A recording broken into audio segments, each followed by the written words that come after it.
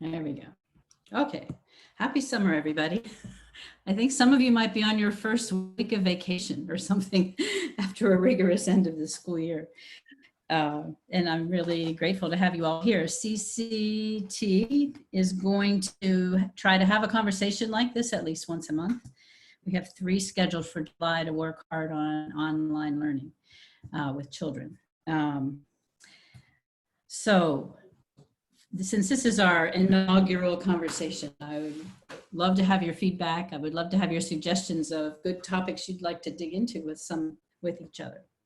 I'm very, very happy tonight to welcome Anne Garrido to lead our first conversation. I picked up her book, Let's Talk About Truth, and I was so happy to see that title. And I was like, yeah, let's talk about truth. This has been a devalued virtue in the last 4 to 8 years, and it's been really discouraging. So I was very happy to see it. And I realized as I dug into the book that Anne was really addressing preachers and their issues with preaching the truth. And I thought, well, we have issues too. So let's talk about those. So Anne agreed to come on and help us do that. Deb Pelletier is also with us, and she is our moderator this evening. And so Deb and Anne and I will be giving you various instructions as we work through the next hour and a half. And hopefully we'll all get a chance to work on this problem, work on this gift of truth. So Anne, I don't know if you need any introduction to these people. No, I feel it already. I would like to acknowledge all the work you've done on behalf of the catechists of the Good Shepherd as your moonlighting job. So your main work is in preaching and writing and working with preachers, mentoring preachers, but you've also been very, very generous with writing for the catechesis and training catechists all over the place and helping us get through the Aquinas Institute program and so on. So many thanks to you for all that mentoring in the catechesis community. Thank you. Likewise. Why don't you go ahead? Great. Well, when Catherine and I were talking, we thought, well, as in all things with CGS, we maybe should begin with a prayer. So the passage which most struck me, which I thought, oh, maybe this would be a good one to read, is from the Gospel of John, chapter 14. As we're sort of in the season of Pentecost, we know that leading up to the Feast of Pentecost, many of the readings of the day were, again, from Jesus' prayer on the night before he died in the Gospel of John. And so maybe we can just begin with a short passage from that Gospel. If you love me, you will keep my commandments. And I'll ask the Father, and he will give you another advocate to be with you forever. This is the Spirit of truth, whom the world cannot receive because it neither sees him or knows him, but you know him because he abides with you, and he will be in you. I will not leave you orphaned. I'm coming to you.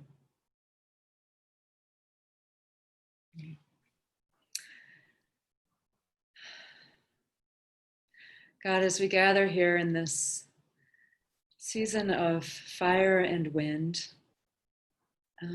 we remember that we have been gifted with your Spirit, the Spirit of truth, and we are so grateful for that. And yet we know that in this time, it is true that the world does not know the Spirit. And so we ask you to reignite this Spirit within our hearts, within our country, within our world, that the flame of the light might burn brightly within us, and that we might figure out more and more how to live truth in our own time. Amen. Amen. Well, as Catherine mentioned at the very beginning, this book was a work that came out of the other side of my life as a preaching faculty member at Aquinas. It was not, the book on Let's Talk About Truth was not something that I wrote particularly with catechists in mind. I want to say that I wrote it probably a little bit more out of a response of praying for myself after the most recent national election, and just kind of asking what had happened to the virtue of truth in our time, and looking at what my own tradition of Catholicism, how clearly did we preach about this as a virtue for national life? And have we maybe not done justice to this virtue in the pulpit? Like, have we been talking about it in ways that are unclear to people, or that are or we have not been talking about it at all? And why is that? And I think the further that I got into it, I was writing it particularly for preachers to help maybe clarify some of the confusion around the topic in our time. But a lot of the work that I'm doing right now is on behalf of teachers, like in the high school and college level, asking how do we get a conversation about truth started in the classroom? And Catherine had just mentioned to me that she saw, oh, maybe there's applications also for the CGS world. And so I said, well, let's just have a conversation. I'd be curious to know what catechists think about it. If they've read it, what are the implications that they're seeing for this part of ministry as well? But when Catherine and I first started talking about it, what it did jiggle in me was a memory of how did I first get interested in this topic in the first place. It was far before 2016. I do have one of my earliest memories as a child myself was when I was 7. I don't remember this exactly, but my mom tells me that when I found out about Santa Claus, I did not handle it well. Now, I think that I handled it as well as any person should when they find out that their parents and their cousins and the JCPenney's catalog have been lying to them for their entire life. But apparently I just blew a gasket. Like, I couldn't, it was inconceivable to me as a child that my parents would lie to me about something, that they didn't tell me the truth about something, because I did assume up to that point in time that people were telling what they actually thought was inside of their head. So apparently I've had a fixation on this topic for a long time, at least since I was 7. And I do remember for myself, part of how I got involved in CGS in the first place was when my own son was very, very young. I was a high school teacher at the time. And I realized that a lot of what I was doing in high school teaching was unteaching things, kind of bad notions about God and stuff that kids had in their head. And I began to realize at that time, like, I want to pass on my faith to my son, but I want to make sure that whatever I say to him is something that I do not have to unsay. Like, I don't want to say anything to him that I myself do not believe to be true. So that was a deep conviction for me in parenting from very, very early on. And I am always so grateful to have discovered the catechesis, the Good Shepherd, because I feel like it has, the great gift of it in my life has been that it gave me a way of articulating faith in a way that I feel like whatever I say to a child, I would never have to qualify or to unsay it back. Like, that's important to me. So I do think that truth is a core value within our movement. And maybe it's a question like, how do we as a community continue to live that value, I think. So maybe let me just end my own introductory comments there. And Catherine and I thought maybe first what will happen is we'll start as a conversation with each other, because she had some questions just to get the conversation rolling. Mm-hmm. Yeah, and then we would let you guys have some conversation among yourselves too. So I don't know, Catherine, if you'd want to share more about the outline that we were thinking about. Well, Anne, I wondered if you wanted to show them the ladder, because we're going to live in the second layer of that. Okay. Should try this too early, but I think that way will help people say we're not talking about established scientific facts. We're moving to a different level of truth. So, okay. Is it too soon to set it up? I think that might be helpful. Yeah. Okay.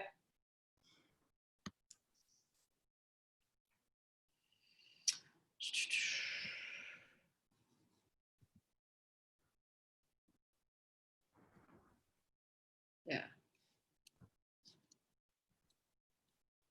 Okay. So Catherine, you want to ask your question, and then I'll explain why the ladder is up there in the first place. Like, what are you wondering about that I think the ladder might be the answer to? gosh, you mean just any one of these questions that we've talked about, or yeah, okay. Okay. So when Jesus was born, some people came from the east, and are they magi or kings? Or what are they? Who are they? How many are there really? And so for you, how does that connect to the topic of truth? Well, I think we have mixed messages in our music, in our songs, and in the scripture, the words of the scripture. The word, so are we wandering from the truth when all that elaboration happens? Are we misguiding children? Are we wandering into astrology? I mean, it's a very simple question, but there's, again, layers of possible misuse or misunderstanding.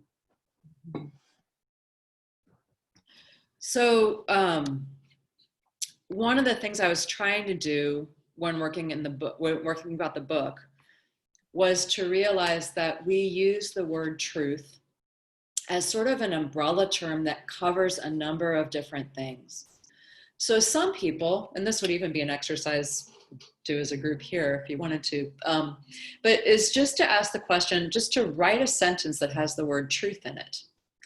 And then if you had to replace that word with another word, what is the word that you would use to replace truth, but still mean the same sort of thing? And so sometimes when people are talking about truth, they're asking the question of reality. Like, give me the facts. I want to make sure that I have an accurate picture of the world as it is in my mind. Sometimes when people are talking about truth, though, they use the same kind of language. Like they'll say, like, well, the fact of the matter is there were only 3 kings, right? And the question is, sometimes well, that one's a bad example to use for that. The fact of the matter is, I'm thinking now about like COVID. We should all be wearing masks. Or the fact of the matter is, it'd be more important for the economy to open. When we're talking about that, we're not really talking about a question of fact. We're talking about a question of perception or judgment. What do I think? Given the facts that I've got, what do I think we should do about them? And what do I think is better in this situation or worse in this situation? A third way of talking about truth is that I want to connect with what's in my brain with what's in my mouth, so that everything that comes in my mouth is a reflection of what I really picture in my head. And the fourth way of talking about truth, which is the one which I think often Sophia talks about in a biblical sense, is fidelity or being true. So in reading the book, I know you kind of have those 4 categories. One of the things that Catherine and I were talking about in our prep was most of the challenges that we face in Catechesis, the Good Shepherd, tend to be sort of questions about how to handle stuff in the second category of truth, how to handle judgment, questions of judgment. Now, the question of the Magi, or is, to go back to the very beginning, in some ways that's a question of fact, isn't it? In that either were there 3 Magi, were there 25 Magi? We actually don't have the facts. So there is an answer to that question. We don't have it, and we don't actually have access to it. So whatever we're going to say about it, like, were there 3 or 5 or 20? That is a number. You could count it, but we don't have a way of actually knowing that. So just acknowledging that alone is I think all that we can do about that. And then we can point within the text, what does the text actually say? And then you can be like, I mean, it says Magi, it doesn't say king. So, I mean, at one level, I can answer that question by pointing you to the text, but is that actually what people are wondering about? And is that actually what they're really asking? Or are they I think the question is, why does that matter to you? Or what would be the implications of it if the picture that you had in your mind wasn't the same as what the text actually says? Which sometimes, these are questions of judgment, and sometimes those are the more interesting conversations. Yeah. So it goes back to, I'm with you. I don't want children to unlearn things. I don't want to say things that may or may not be true. So I tend to avoid using the word kings and try to introduce magi, which they'll hear in the text. I'm wondering how upset people would be if I put 5 magi in my material instead of 3, which is so standard. And that might give you a clue as to how attached we are to that number. But yeah, it is not the most important question, except that there's a certain point in children's development, I think, where they get picky about this. And if they feel betrayed, they feel betrayed. And so the less we can do of that, the better. And I love Montessori's advice, count your words, like don't embellish, because that you'll be sorry if you do. Another question. It's not an essential, like you could have 2 or Yeah. 5 and it doesn't matter. Right. Another question I have is related to the context in which we're speaking. So in my school, the context is interdenominational, even though the materials are Catholic. And so I can't exactly say this is always true, something about a sacramental sign. Because some children don't have that experience. It's not what they have. It's not what they're practicing. And then, of course, we have a bigger context, which is a multi-faith world. And this, little kids aren't so aware of it, but older kids are. And so then how do we allow for those other truths, while we proclaim our own truth? How do we allow for those other truths to be in the room? Or some children are we have children from a family where the mother is Hindu and the father is Catholic, so even the 3-year-olds are exposed to this. So go. Yeah. I guess it hasn't, I haven't found it to be a struggle personally to say, within the Catholic tradition, this is how we practice, like this is how we worship, or this is the gesture. What do you think that this means? I haven't experienced it as a truth struggle, at least not with children. I think it oftentimes becomes a challenge truth-wise more with adults than with kids. But so much of our work is about presenting, like, this is what happens during the Mass, and then the children figuring out what this sign means. I will say in the book itself, I didn't really there are other areas of truth that could have gone into around, like, how is a sign true theologically, like that has multiple different meanings.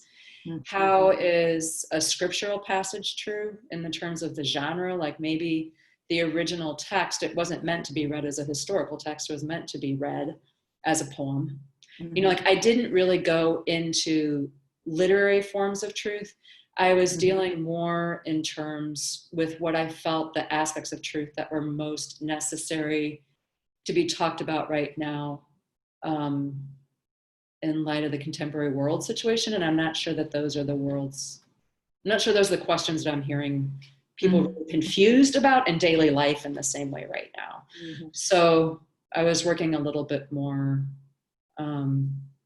with helping people think through the sticky situations in life in that regard. Yeah. This is a question I do get from children around truth. Okay. And it's usually in 2nd or 3rd grade. And we're talking about something that happened in the life of Jesus. And, it doesn't really matter what we're dealing with. It just comes up sometime. And the question is, how do we know this is true?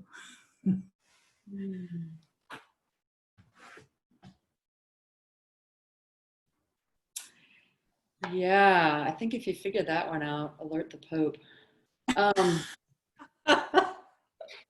So Let me think that one through. What I don't want to convey is that that we have like scientific factual knowledge in the way that you can't use a measuring stick around stuff. There's stuff like we don't have access to we can't discuss it at the layer of scientific fact because we don't have access to that kind of information. So for me, in some ways, this is part of the reason why truth and language matters so much, is that I've come to believe what I've come to believe in good part because I've lived in a community of faith of people who, by the quality of their life, have revealed to me that that they would not tell me a lie. And they have received this from the people before them who they trusted and knew to be people of integrity who have passed this message on. And that in some way, shape, or form,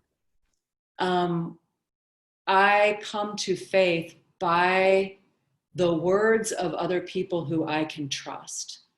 And then until I reach a phase where I have an experience of my own, where I meet the living God, which is hopefully has happened in my life, and hopefully we're facilitating that kind of encounter for the child in the atrium, though we can't make it happen.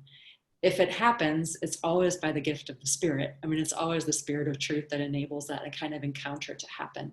But I can't make somebody believe, and I can't pull out facts out of a book. So it's going to happen. It's a knowledge that's born of encounter, which is kind of that idea of a relationship, a faithfulness in a relationship. And it's a knowledge that's born out of trust that the people around us are telling us what they also believe to be true. And so it's a community of wisdom. And I think that's one of the reasons why, like there's a theologian, Girard, that I know, Catherine, you're familiar with. René Girard is a philosopher. And he says, in some ways, the Bible can't be read more than 10 feet from the altar table. Because the Bible on its own does not prove the existence of God. The Bible makes sense only in a community of faith that believes this and interprets it together and passes it on to the next generation. So I love that line in the resurrection narratives where Jesus says to Thomas, you know, blessed are those who have not seen and still believe.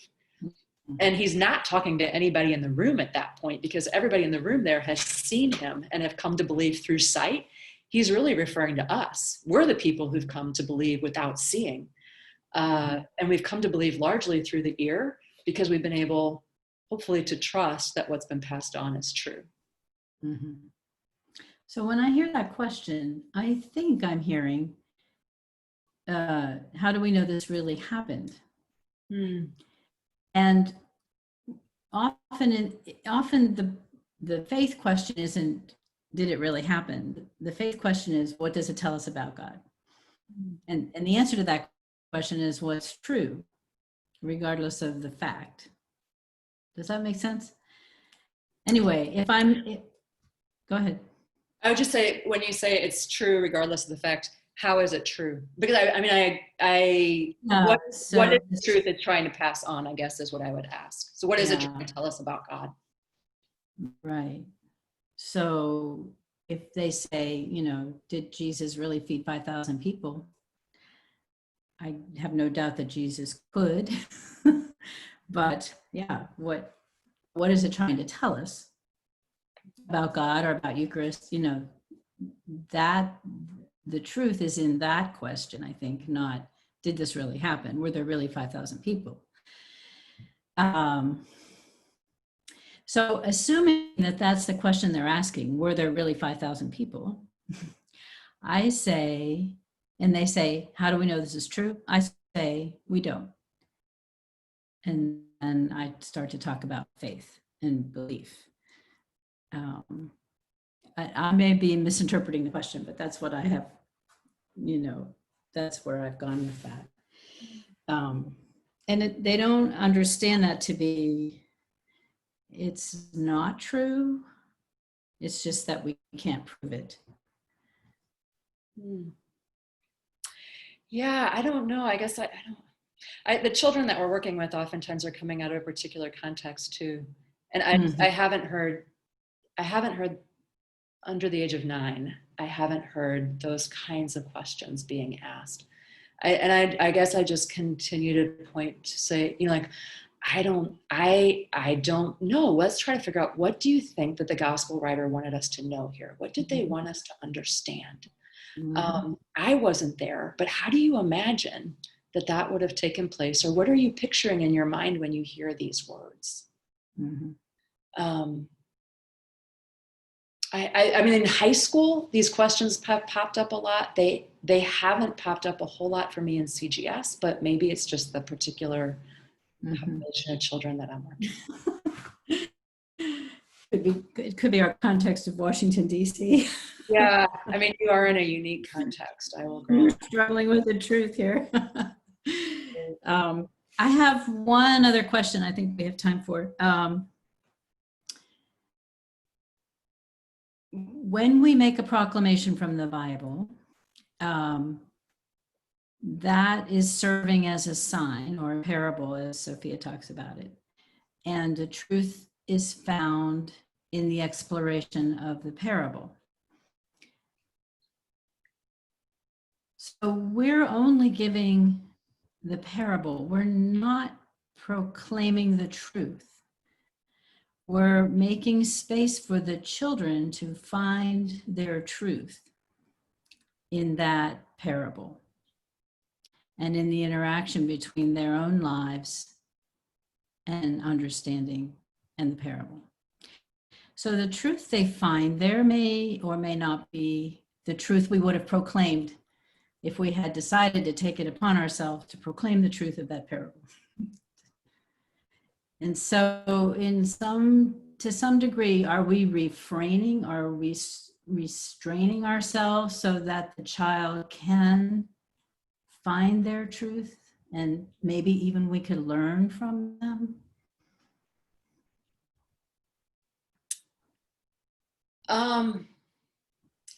Okay, so one of the things you might have noted in the book was I never ended up using the language of my truth or their truth.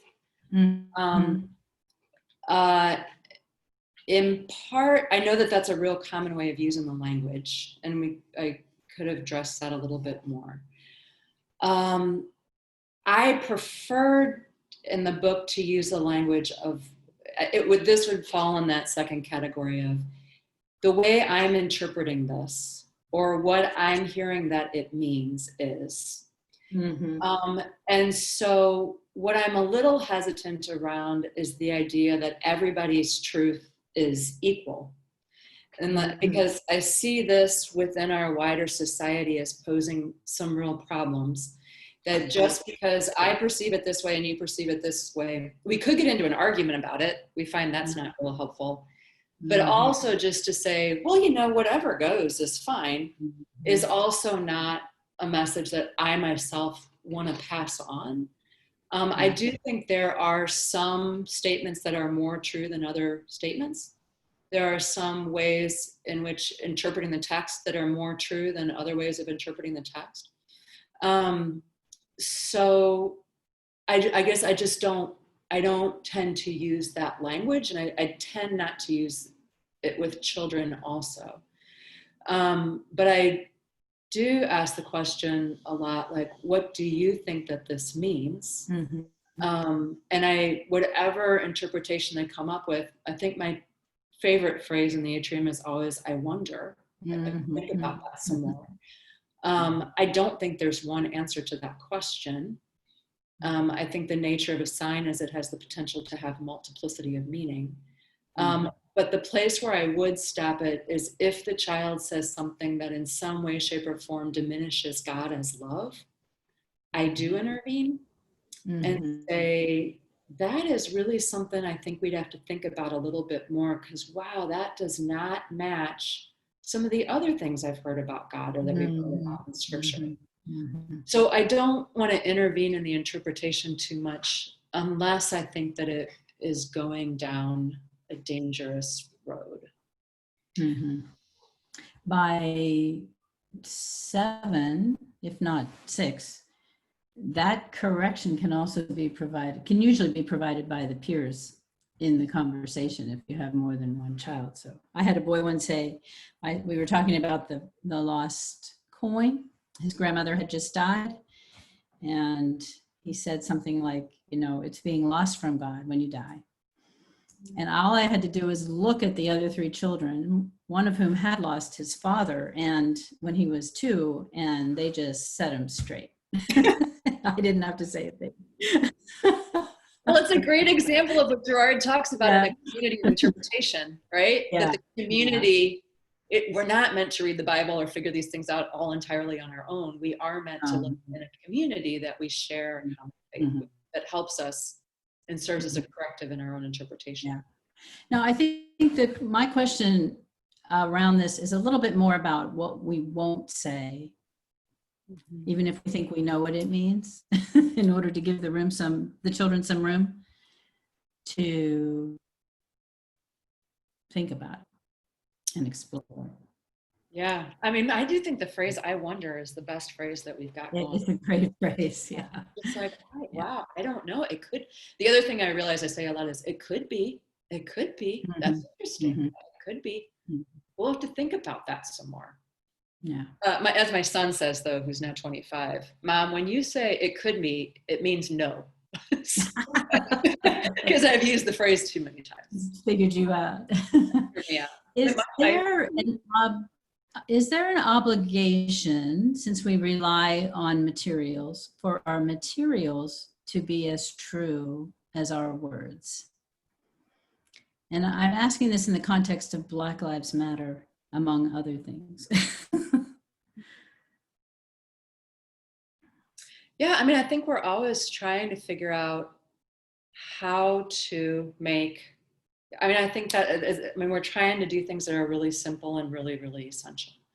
So Catherine, this might be a place where, if we wanted to, I could explain what the ladder of inference is. I know you hear from the book, but that it's the question of,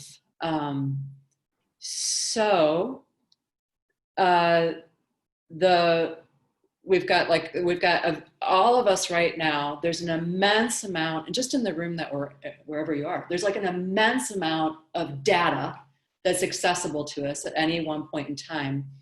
Our brain, because we can't handle all the data that could be coming into the system, our brain selects some of the data to pay attention to, and it doesn't take in all that could be paid attention to. So it's not necessarily that there's fault or that there's sin that's involved there. It's just like, there's just so much of the world. The world is like a bazillion volts of electricity, and we only have 60-watt brains. So our brain filters out what it considers not to be as important for daily survival. But once of the filtered data that we've got, then we add levels of reasoning and interpretation of what we think that the data that we've selected means. And how do we add reasoning and interpretation? A lot of it comes from our socioeconomic class, race, gender, our educational level, who we consider to be authoritative voices in our life. Like, all of those things influence the way that what news sources that we've got. All of these are influencing the way that we think about stuff. And then we arrive at a conclusion. What oftentimes happens is when we reach a disagreement about what to do, like, for example, around a material or so forth, we tend to have those conversations at the very top rung of the ladder. I share my conclusion with you that no, like, all the sheep are supposed to look this way. You share your conclusion with me, all the sheep are supposed to look this way. We argue with each other back and forth, but what never ends up happening is, in our judgment, we're not actually disagreeing about the facts. We're not disagreeing that the sheep in the material manual look this way. We're not disagreeing about fact. What we're disagreeing about in a lot of circumstances is, which facts are the most relevant ones here? Which are the most important ones to be paying attention to in this particular situation? Which are the values like that matter the most in this? And so what we oftentimes neglect to do in the conversations that we have with each other is to ever explore the lower rungs of each other's ladders as to, why is this a really important issue for you? What are you afraid will happen if this change happens, or if this change doesn't happen? What is the concern that you think would be addressed if I made this change? Those are the kinds of conversations that are happening at the lower down rungs of the ladder. Do you have data? Because the conversation could break down at any plane. Do you have data that I don't have? Like, is there something that I'm missing? Like there's research that I'm not aware of on this topic? Or is it that we actually have the same data, we have access to the same data, but we've filtered it and we're paying attention to different data? Or is it that we've got the same data, but we're interpreting it in radically different ways? All of those are possibilities in this conversation, but just having a conversation at the top level where we just go back and forth and trade our conclusions, and I try to persuade you, and you try to persuade me, and I don't ever shoot for the question of understanding as to what this means to you or why it's important to you, or what's the data you're looking at that I'm not seeing. We don't seem to be able to get past some of those conversations. Thank you. That is a good time to bring up your ladder. Yeah. So the next thing we're all going to do is go into breakout groups. And we're going to give you 15 minutes. And we're going to ask you to share your questions around truth with each other. And one person in the group will be the scribe who will try to find a question that seems important to all of you. So you don't have to solve your question or answer your questions, but just try to name them and find one that you all agree is important to all of you. And then when we come back from the breakout group in 15 minutes, the scribe will type that onto the chat that we can all see. She can't do it in the breakout room because we can't see it there. So you have to wait till we come back, but try to make a note of what that question could be. And I think with that, we're ready, Deb, to go into breakout. So Anne, could you unshare your screen? Sure. Sorry about that. No problem. And I'd rather just talk them than text them. That's totally fine. Okay. All right. So couple themes. One of the questions I think people had, particularly in working with older children, we're talking level 3, 9 to 12-year-olds and beyond that a little bit. This idea of truth, how far do we go, and sort of, Anne, your idea about relativism and all ideas not being equal, and we do believe actually at the root of it there is a truth, but how do we? There is truth. Mm-hmm. Yeah, you know what I mean? So how do we nurture the kids in a faith environment that's not a school, that's not plural? We have a theology, right? Where we have kids coming in, particularly with that older age, fact checking, my DC type kids, really wanting to know at the root, is this true? I feel them wanting to believe it's true, but they're still wanting that empirical, factual something almost that they can arm themselves with, almost like an apologetic, which is not what we're in the business of doing in CGS, perhaps. Someone said, can we take on faith, think about typology? Maybe it doesn't make sense on the outside, but on the inside, I feel it's true. But the kids are still kind of fishing around for a truth. And then the other one is in view of the church and somebody about the question of the imagery you use, the non-inclusive language, stating God the Father, depending on your community. There are some spaces in the church that perhaps we are passing along something that we don't want to pass along. And thinking about larger questions without digging into the theology of it, where there may be some practices, some language, some truths that we've taken on traditionally, but perhaps aren't that. They're more of this is my data, so this is my idea of what the truth is, but it's not a deal breaker truth, right? It's not a God nor God question. It is I guess, who are we as a community of faith questions possibly, and how some imagery, some language that we use in the church, how can that affect the truth that a child has, if I'm interpreting that question correctly.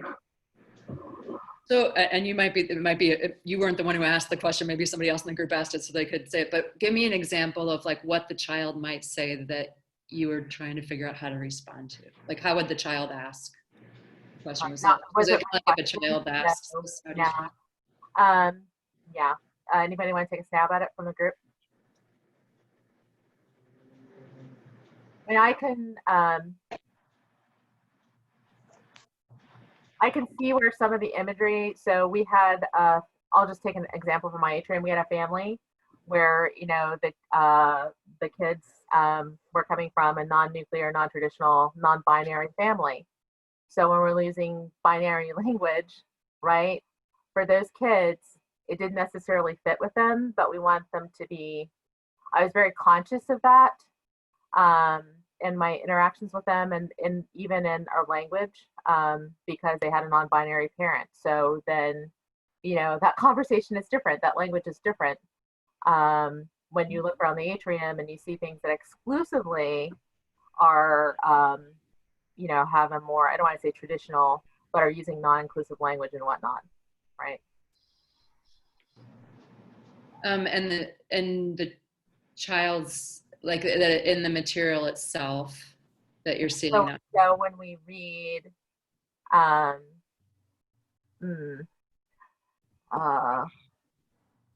mother or a maternal figure, the maternal parent might be the non-binary parent, but they're not the mom. Do you know what I mean? Like it gets a little bit more complicated. Yeah. And so, I mean, that's probably not everybody's situation, but that's when I just had to, just off the top of my head, that popped into my head where I have a situation like that, where I was corrected actually by the parent when I addressed them with the wrong pronoun. Like I have people worried about pronouns. And so we have to mind our pronouns. Yeah, I guess for me, sometimes these are a little bit more like pastoral questions, maybe than they are some of the stuff that I was trying to deal with in the book. Yeah. But with the pastoral question, if the child raised it, I would just kind of respond, I think, and I would say, it sounds like this is really important to you. Tell me a little bit more about why. How would you like to change this material? When you draw your response to this, how would you draw it that you think would be a more accurate way of reflecting what's real? And I guess that's sort of the way that maybe I would raise it with the child, because I have had children in my own atrium go ahead and correct materials that they thought like that they just like, they're like, oh, I don't think that's that, like, especially the plan of God is, yeah. Like, well, I don't think that's how, and I'd be like, well, what do you think we should do to fix that? And then I'll just say, why don't you just go get a piece of tape and add that there? You know, and so it's not that I need to come up with the solution for it, but just to find out where the question's coming from. And not to assume for myself that I think I know what they're getting at, because sometimes I do, but sometimes I genuinely don't. I mean, like one example of that was one time I found the Good Shepherd locked inside of the tabernacle, you know, like the figurine. And a piece of me, like, there's a really good reason why the Good Shepherd could be locked inside the tabernacle. And then there's some not so good reasons why, you know? And so just to ask, like, tell me about why the Good Shepherd's in the tabernacle. He's playing fort. I was like, oh, okay. So let's revisit why this material, what's the purpose of this material and what's the purpose of our work with it? So it's just like trying to find out why, like, where's this question coming from? What's important to you here? What are you worried about? And then what would you propose? How would you want to fix that in our space? Oh, I just had another thought on that jumped in my mind just about what's true and what's not. I mean, I had two kids. One kid drew a drawing and the other kid said to her, Mary didn't look like that. Huh. Because it was a child of color, right? She drew Mary to look like herself. And so there are truths that we're putting out in the church, right, that really can affect somebody's faith, right? So I had to come in and kind of like, oh my gosh, sort of say, okay, one child had learned a truth, right? This child's truth was, this is Mary, right? But the other child was drawing their experience of Mary. But the other child was adamant that that is not okay because this is not true, given the facts that I have received, right? So that would be like at the first level, there is a fact, Mary was Jewish. We don't know what she looked like. I don't know what the expression on her face was like, but she was Jewish. And it sounds like you have a different picture of Mary in your mind. And when you speak to Mary in prayer, how do you imagine Mary looked? How will you draw that?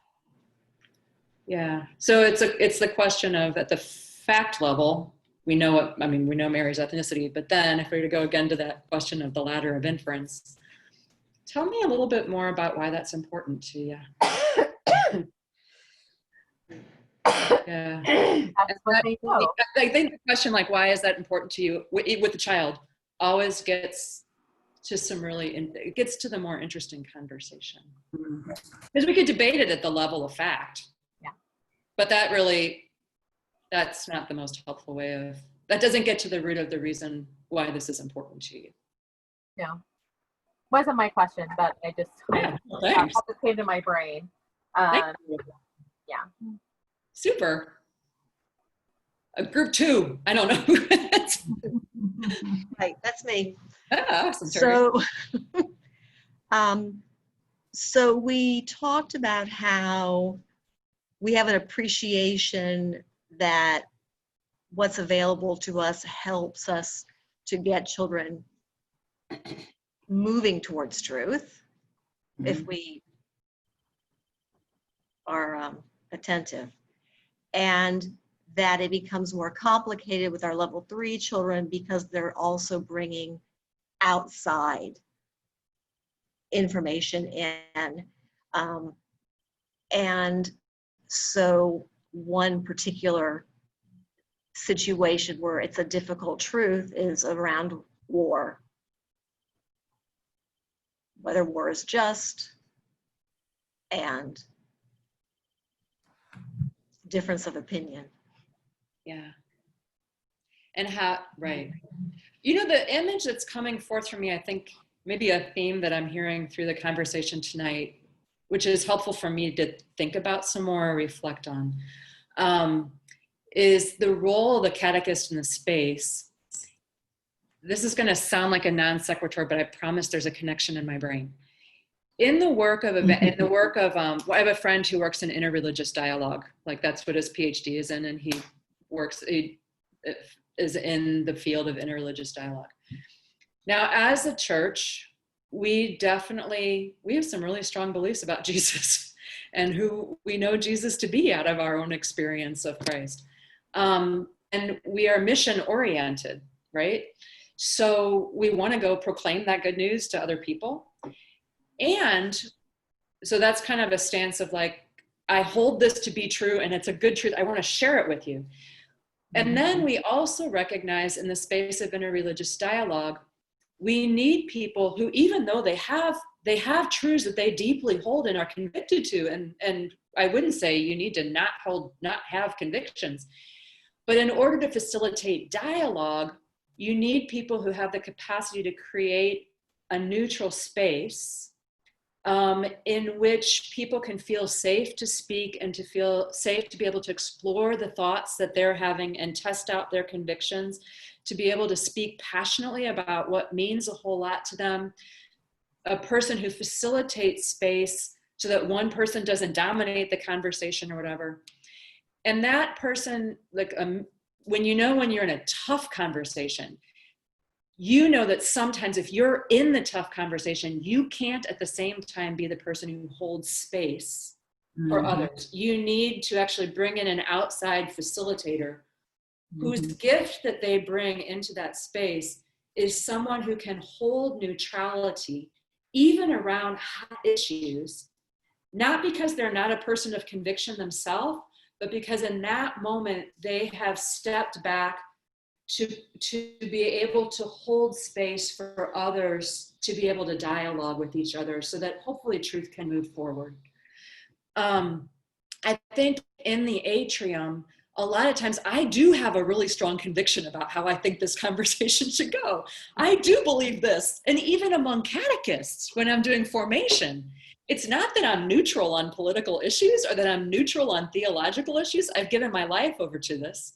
But when I'm in the atrium space, or when I'm a formation leader, or when I'm in a conflict situation and I'm the one who's been brought in to be the mediator, my role shifts in that I kind of pause and hold back a little bit on my own depth of conviction to create space for dialogue to happen and for multiple different perspectives on truth to be held, because I do think that that is the way that truth moves forward.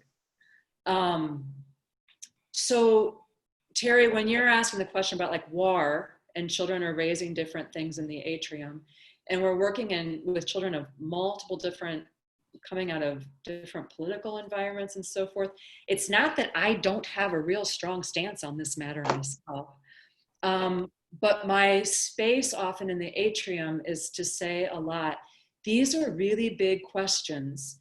People of real goodwill and good intention have multiple different ways that they think about them. These will be questions that you will want to research. These are some books that we've got where you could do some reading on this.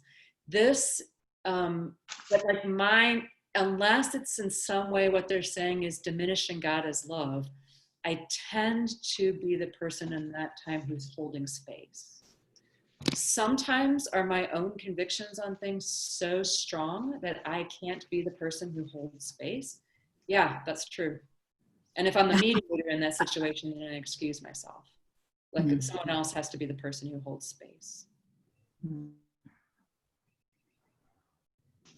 I find that's more important in courses usually than even in the atrium. Yeah. Mm-hmm. The children don't provoke that from me.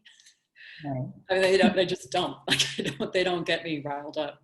At least not about opinions. They get me riled up about some other things, like what happened to the art closet. But it's not, I mean, I can understand with them that their intention is good, even if the impact of sometimes what they say is not always great. And I think one of the things that also can really help a lot in truth conversations is distinguishing between intent and impact. Because sometimes the children, they hurt each other in the atrium. They don't mean to have done it, but they're not entirely aware of the impact of what they've said, how another person's received that. And so to invite each person to name, what were you intending there? And then the other person to say, this is how it impacted me. And it's not a but, both of those can be true at the same time. Mm-hmm. And could I comment on what you just said? Yeah. About, I was one that raised the issue about war. We're talking about that, how, in level 3 and the plan of God thing and all that. And when the statement is made there, that all war is against the will of God. And this one child who actually her father is from Vietnam. So she maybe has a different perspective on things. And so she asked the question. She was very mature. And I don't recall if she was exactly how she was. She may have been a junior atrium assistant and a little bit older than the other children. But she did ask that question about, is there ever a just war? Mm-hmm. And so what I said to her is that some people say that, yes, there has been, and that there are other people that say, no, there can't be a just war. And then I said, and then there are other people who approach it quite differently. And then I talked about Gandhi being a Hindu and how he had been observed by a British reporter, saying, he may be a Hindu, but he is the most Christ-like person I have ever met or seen. And then we had a conversation about Gandhi, and she was so interested that I came home and did more research and learned about his book, Gandhi the Peaceful Warrior, that shows him with a staff instead of a sword. And Catherine Maresca, you will recall this child Grace Bowe ended up doing a research paper at her Catholic parochial school, and it was a highly honored paper there. And when Catherine asked for anything that we could report of children who, children who maybe finished the atrium and how they were living that out in their life, I sent the paper to her. And she wanted to know if this was a college student. She was 12 years old. But anyway, all of that came about because she questioned the truth about That's great. is all Well, war. and Janelda, because you pointed her in a direction where she could do more research on it. She could- Exactly. It sparked it for me. It's amazing all the things that came out of it, And I was so glad that Catherine had asked the question for which this paper was just perfect. Yeah, So anyway, a lot of good came out of that. And that's fantastic. it's good when children can question the truth about something, And I really wouldn't have thought about it at all. I mean, I just said that was what was on the album page. It's on the chart, and so I said that. And anyway, so I'd share that. Yeah. And I don't think we need to be hesitant to share some of our own convictions with children too. I frame it in terms of, those are really, really big questions that you're asking. One of the things that helped me to wrestle with that is these are some of the things I've asked myself when I was pondering that question. And maybe these are questions when you're doing your research you'll want to ask too, as you struggle to find an answer toward that. Yeah. Sounds like it's what you did. You gave her a point in the right direction. We have to make a quick decision whether to break out as planned or finish with group 3 and then wind up. Is that good for all of you? There's not that many of us. Can I have a nod up ahead or? Yeah, whichever.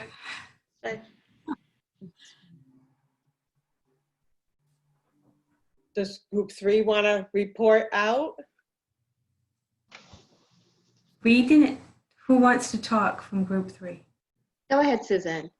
Okay, well, we kind of got into a discussion because one of my big challenges this year is having an atheist in my class in level 3. That when we did creation, very quickly said, this is all a lie. As a scientist, and he told me that how the earth was created and there is no God. And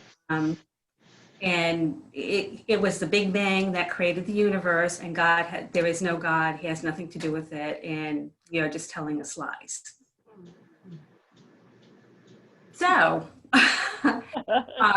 that shocked everybody else in the room. This is 4th grade. This was a group in level 3. And it was all 4th graders that I had. I approached it with, well, we're not looking at a scientific account here when we're going to read this. And, I talked about myth and, how the Jewish people were trying to explain a relationship with God. And again, he said, well, there is no God. So we're just going to, and the other kids are going, how can he say that? And, and I had this big uproar going. He has gone on to question Jesus's existence. It's not true what you were saying.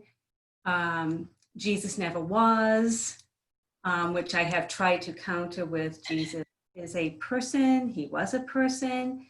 Whether you want to believe he's the Son of God, that's a matter of faith. And we kind of had some conversations on that. But yeah, so what it began, so what's truth? Science or religion is what it ended up coming, or I felt it was coming down to. And I was trying to, neither one is a lie. You're making all of my level 3 experience seem incredibly simple and trite by comparison to what you guys Well, this was a big challenge. This is the first time I had someone actually says no God and you're all lying. Of course, people in my group gave me some really things how to handle it and discussions. Oh, okay, so maybe I don't need to. No, so. Yeah, I should learn from you guys what you thought. I think to me, that's a conversation at two different levels. One is the conversation with the child, and one is the larger conversation with the parents and the community. With the child, what I hear in that is, it sounds like, I don't know, whatever his name is, Nathan or whatever, you are really experiencing some really large questions around truth, and you've got a lot of really big questions, and I'm wondering how you are making sense of things, and where are you seeking answers to the questions that you're looking for, and are there some other places, like, would you want to read what some other people have thought about some of the same things that you're wondering about? But then I kind of am curious at a larger scale, is this the right environment for him to be in? Like, why are the parents sending him to this particular space? Right. And what are their hopes for him being there? And what are they hoping he'll get out of being part of that community? Because it's a curiosity to me as to why would they put their child in a situation where they would fear their child was being told something that was not true? I would be curious to know Right. what they're doing. My experience with that was parents who were opposites. One parent who was an atheist and one parent who was bringing them to the church. Yeah. And so the question is, among the parents, how do they want to manage this so that it's not getting triangulated and putting you and the other children in the middle of the situation? Because we are really convicted. We don't want to tell children anything that we don't believe is true. We don't want to, we don't want your son to be in a situation that's really uncomfortable for him, or that you don't think that we're telling him things that are true. Because I just don't think the atrium's going to work, and it might have an impact on the wider, the capacity of the community to function. And can we get on the same page around how we want to handle this or not? This came up in our school, and I was there about, I think 20 years before a boy came into the class from another school and said, "I don't believe in God." And 15 kids just dropped their mouths. They just couldn't believe it.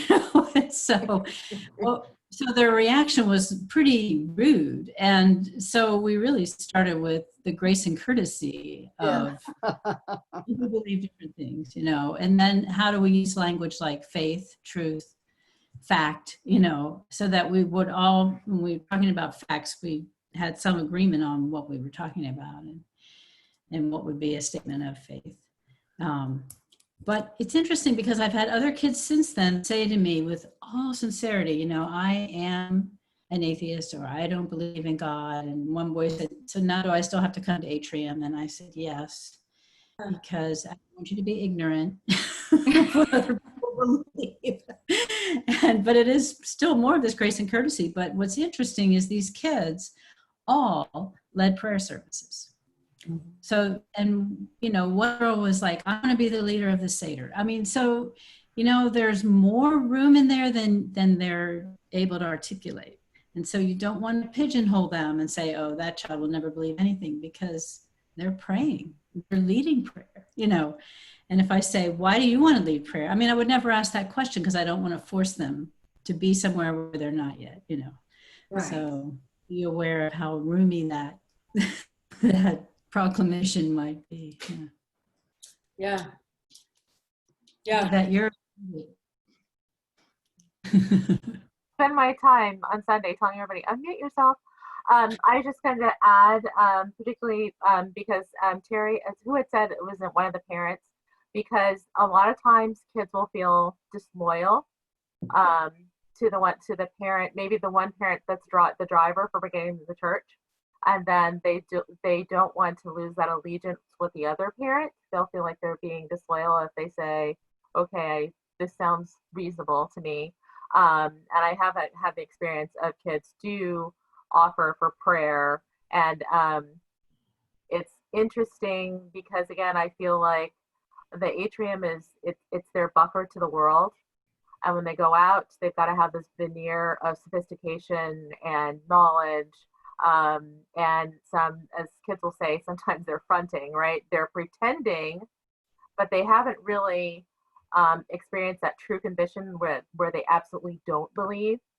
But what I think they're afraid of is letting the guard down and allowing that space. So like Catherine said, even if a kid comes in like that, just keep making the proclamation. Unless they're really egregiously not having grace and courtesy to hear the other kid's opinion, because sometimes they want to find out if it's a safe place to explore that. They haven't totally given up on God, but they're afraid. Mm-hmm. That makes a lot of sense. Mm. Yeah, I think this is part of this is the way we live the poverty of the catechist, isn't it? Is that we can't make a person, I mean, we can't force, I mean, it really is, I'll be like, I'm just the weatherman, I don't make the weather. So, God, you're going to have to figure out what to do here. I think what you're saying is we just make the proclamation, and then how it's received, it's received. Yeah. No, you guys are giving me a lot of good stuff to think about. I think the biggest questions one of the big things I'm going forward with is how would I explain or think through a little bit more, how do we talk about biblical truth and literary truth? Because I think it's a different category. Mm-hmm. How do we pastorally respond to the situations we're in where truth questions are getting raised? Hold on. Yeah. I don't know if there's other things you think, oh, you really should think more about this. I just before the quarantine, I have a 7-year-old whose family is new to the parish. So he's only been with us a very short time. And my colleague was doing a parable with them. And I could tell that it was rough, right? And so I went over as I finished with the child I was working with, and I went over there and I could see that this little boy, adorable, smiling, but after her, say to her, why would Jesus tell stories that aren't true? And she was trying to explain to him that it's a parable as a story. And then he said, before she could even answer that, so Jesus told fake stories. Mm-hmm. And it was very, very difficult. And so I stepped in, and was fortunately able to redirect her. What does Jesus want us to know from this parable? And then I'm very grateful. I immediately went after the atrium and spoke to the parent. This is what he said. This is what we misspoke, right? She should not have described a parable as a story, or that Jesus was just telling a story. That was, her mistake. Story, yeah. Okay. And then the catechists, we had to re-talk through, okay, we need to clean this up so that we're not saying the wrong things. Just leave it. But it put into our minds now how to clean this up, right? Because now we've given, Story. this and how to help wean him off of that idea or onto the idea of the truth, that's in the parables. Yeah. And so we're not in DC. We don't hear too much of the political things coming into our atrium. But this one made it. So we also figured that we needed to watch the other children too, to see, if they were grappling with this as well. I think a lot of what Any suggestions to do this better are welcomed. a lot of what we see modeled is people have the idea that if they say it enough, that makes it true. And so the child we were talking to, Suzanne, was just repeating, because that is what's modeled, when adults, in the news are talking about things. And so that doesn't help us. But I really won't stand on, did it actually happen as a matter of truth. I will not stand there because it's only valuable because of its meaning. You can know, even if we knew the facts and you knew every single one, what good does it do you if you haven't sought the meaning? And so move on, you know.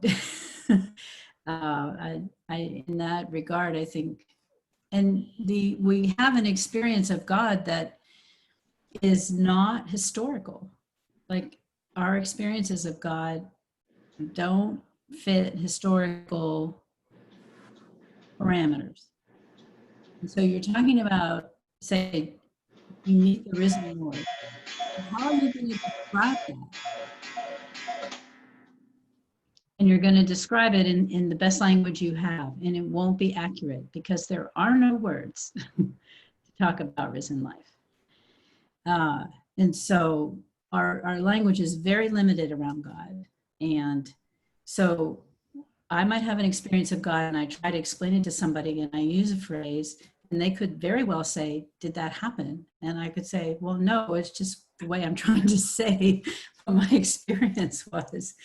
And I think this is true for all the biblical writers. They had incredible experiences of God and did their best to describe them with historical language, but you're talking about something beyond history. And so it's very challenging to understand those passages as describing something beyond what they can describe, if that makes any sense. I know my role was to keep the eye on the clock. Thank you. So I think it pops back to Anne to kind of tie things up for us. No, Deb and Catherine, thank you for welcoming me to be part of the conversation. You guys have given me a lot of just good, hard questions to keep thinking about and how this maybe applies or where it might apply in the work of catechesis. So thank you. Thanks for a comment to you, Anne. I'm sorry? Can I make a closing comment? You started with your experience with your child and Santa Claus. Yeah. Okay, well, first of all, I want you to see Harry's shirt of General Seminary. And I don't know if you know, but Samuel Clement Moore, who wrote The Night Before Christmas, was a professor at General Theological Seminary, and his family had given the property on which the seminary was built. It was their orchard. And he wrote the poem as just a cute little thing for his nephew or something. And I'm sure if he thought today people were holding that up as the gospel truth, he would be absolutely horrified. And he never intended that it would be anything but just a cute little story. That's great. Thank you, ma'am. Oh, well, thank you very much for your time. It's been good to be with you guys. I look forward to the next way that our paths cross and whatever roles that we're in when our paths interweave again. So thank you. Thank you. Thank you. Thanks. Thank you. Good night, everybody. Very Thank you. good. Good night. Thanks for all your help. Bye. Guess it goes off. No.